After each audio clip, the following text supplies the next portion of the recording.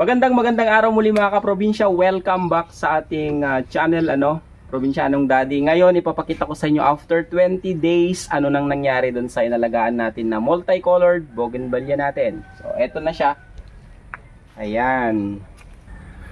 So eto siya, after 20 days ganito na yung nangyari. Kita nyo naman, napakaganda ng pagkalabas ng splash.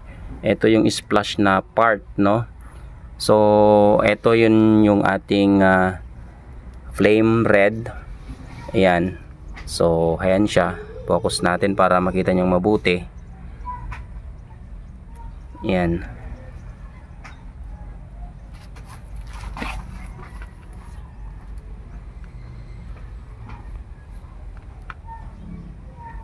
Then ito yung pinaka-stock niya, no? Ito yung ating Roma. So Roma white yan. So kung titignan nyo, yan yung dominant na flowers dito. So heto sila. Ayan. Napakarami na after 20 days. Yan. So dito pala, ito naman yung ating brisa. So siya lang yung medyo nahuhuli. Pero maganda pa rin naman kasi maraming lumalabas na mga maliliit na mga buds ng kanyang mga bracts, So ayan po. Yan, ito ang pinakamagandang part kasi malalaki na yung mga bracts ng ating red opal, no? Yan.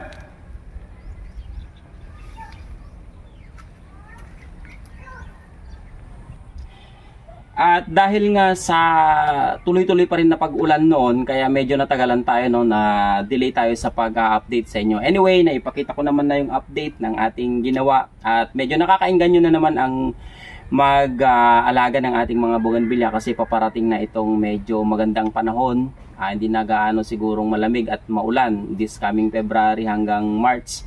Although medyo malamig pa rin, pero siguro mas mainam na para sa kanila. Kaya siguro medyo mas marami na naman tayong gagawin dito sa ating mga bougainvillea.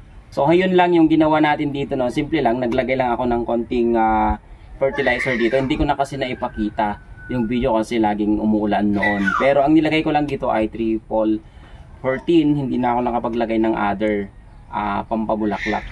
So for now, heto lang muna yung update natin dito at itutuloy natin yung pag-aalaga pa ng ating mga iba pang uri ng mga bougainvillea. So antabayanan nyo yung gagawin natin sa mga iba pa.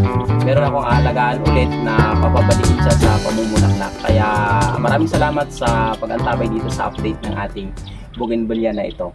Thank you so much.